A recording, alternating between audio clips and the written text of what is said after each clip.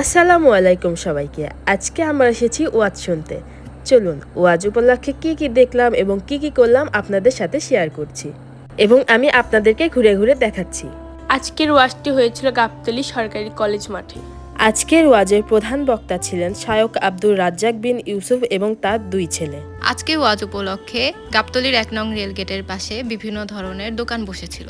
আমরা এখানে ঢুকেই দেখতে পারলাম বিভিন্ন রকমের দোকান এবং বিভিন্ন রকমের খাবার জিনিস। এখানে আমরা দেখতে পারলাম আইসক্রিমের গোলা বিক্রি করছে, সাথে পটেটো ফ্রাই করতেছিল, যাকে আমরা বলি আলুর পাপড়। এই তো আমি এখানে ভিডিও করছিলাম কিভাবে আলুর পাপড় বানানো হয়। আমরা এখানে আলুর পাপড়ই বললাম, আমরা গ্রামের ভাষায় আলু পাপড়ই বলে থাকি। এই তো আমরা একটা আলুর পাপড় নিয়ে ট্রাই করতেছিলাম। টেস্ট একই, শুধু দেখতে একটু ঝাঁকানাকা। আজকে এই তো গাবতলী ১ নং রেলগেটের পাশে এখানে মেলা বসেছিল। আপনারা দেখুন আমার বোন কিভাবে খাচ্ছে। এখন আমরা যাচ্ছি কলেজ মাঠে, আমার ছোট্ট বোনটি গজল দেবে। আমরা যাচ্ছি কলেজ মাঠে। বলুন তো কেন? কারণ এখানে ছেলেদের বসার ব্যবস্থা করা হয়েছে। আমরা গিয়েছিলাম বিকালে এখানে ছোট ছোট বাচ্চারা দেখলাম গজল দিচ্ছিল। এখন আমার ছোট্ট বোনটি এখানে গজল দিবে। আমি একটি গজল বলবো। ইয়া নবী সালামু আলাইকা, ইয়া রাসূল সালামু আলাইকা। দিনিতে মাবুদ শেষ দেখাটা দেখুন আমি এবং আমার বোন একটু ঢং করছিলাম এবং পিছনে ছিল আমার ছোট্ট বোন। এই গরমের ভিতর দাঁড়িয়ে থেকে আমাদের অবস্থা একেবারে নাজেহাল হয়ে গিয়েছিল। এই জন্য আমরা এখানে দেখলাম যে আইসক্রিম বিক্রি করছিল এবং আইসক্রিম খেতে চলে আসলাম।